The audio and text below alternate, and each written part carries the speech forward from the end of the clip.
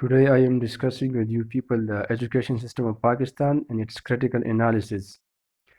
So remember that I am collecting this data from various sources. I have consulted various articles and research papers, and then I collected this data. So it will be beneficial for you if you read these handwritten notes at a single glance. You will be getting a lot of data. You can save a lot of time and your energy as well. So today I am sharing the various and the main points of the education system of Pakistan, and these are just the crux of education system. I am just giving you the framework that how you will build the outlines, and then you will be writing your own sentences and your own paragraphs to build a proper essay. So I am starting it with the introduction. Education is a road to development. It enables the country to achieve its goal and interest. Now, you people know that education it provides a base for the development of any country. As the rest of these problems, they are the social problems. They are related with the education system of a country. For example, if there is illiteracy, you can give the case study of Pakistan. So consequently, there will be unemployment. This unemployment will provide a base to the poverty. Then the poverty will provide a base to the corruption, to the terrorism, and consequently, the national interest and the national security will be at a stake. So it reflects that all the social evils are because of the ineffective education system of any country. Here we are discussing the education system of Pakistan, but you can give the case study of any other country. Education system of Pakistan is downtrodden as Pakistan did not achieve the intended target of economic success, development, and prestige from education sector. And you people know that the purpose of education that is economic success, then development, and then prestige in the international arena. But Pakistan haven't achieved the targets from the education sector until now. Now, what are the reasons? How you can prove that the education system of Pakistan is ineffective? So, first of all, you will be giving the proofs that how Pakistan has an effective education system. Then you will be giving the evidences that what are the reasons through which Pakistan did not achieve the intended goals of education system, and then you will give the recommendations or conclusions that how Pakistan can better its education system. So first of all, we will be discussing here the proofs that Pakistan has the second highest out of school population. It is the recent report of the UNESCO that I discussed yesterday that Pakistan has 22.8 million children between the age of 5 and 16 that are out of school. So it reflects that the education system of Pakistan is downtrodden, dilapidated, and ineffective because it is the second highest out of school population in the world after Nigeria. So it reflects that the ineffectiveness of our education system. The second point is the dropout ratio of secondary and tertiary education level. We have a very high dropout ratio on the secondary and tertiary level. So it is also an evidence of ineffectiveness of the education sector. And Global Innovation Index ranked Pakistan 107 across the world, which is a manifestation of lack of research culture. This data, this report of Global Innovation Index, it reflects and it indicates that our education system lacks the culture of creativity and the culture of research and the culture of analysis. So it also reflects the ineffectiveness of the education sector. Then Pakistan is on the bottom of Global Competitive Index. So definitely, the positive education system and the effective education system, it will also enhance our position on the competitive index. But Pakistan is almost at the bottom of the competitive index, so it reflects that we haven't have the proper education system in our country. In Pakistan spends less than 2% of the GDP on education. Minimum international benchmark is 4%.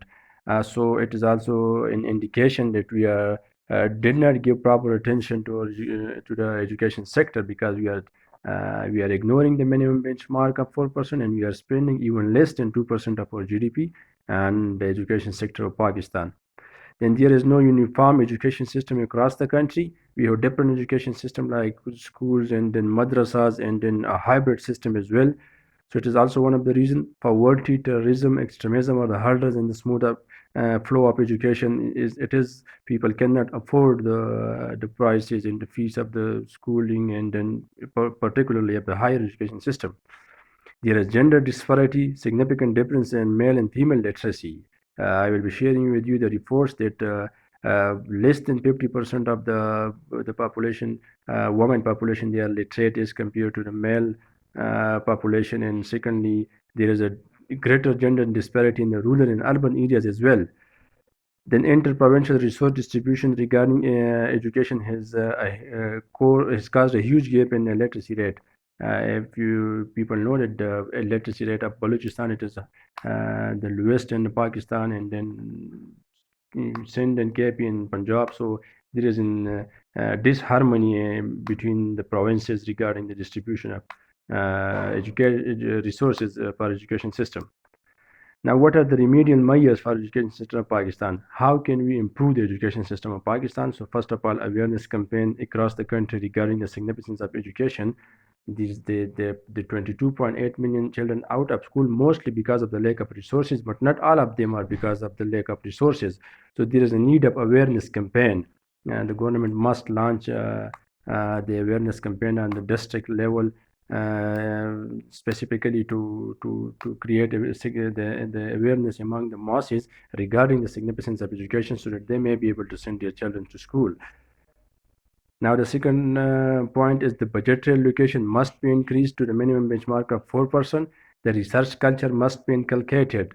The students must have that creative and analytical skill to process a research process, so it will help us economically.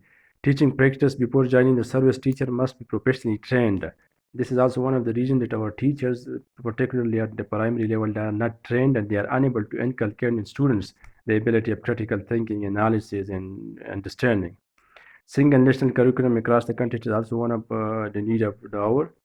So these are some of the remedial measures that how we can mitigate the effects of an effective education system. And then at the end, you will give a positive conclusion that include all the ideas that you shared in your introduction, like the government and Pakistan and other relevant stakeholders must formulate and implement modern and effective strategies to uplift the education system of education. It will guarantee economic success, development, and prestige in the community of nations. So, at the conclusion of any essay, you will not add any other point. You will be just summarizing all the points that you mentioned in your introduction and your body.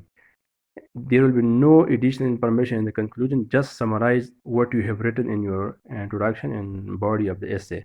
So this was a small glance of the education system.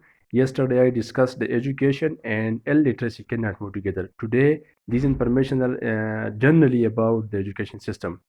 So education is an important topic regarding essay. Now you will be discussing the and understanding the essential dimension of education, like education, then primary education, then higher education, then education and democracy. All these dimensions of education you will be covering, and this way you will be able to cover the every dimension that are arising from the education sector of the country. Thank you.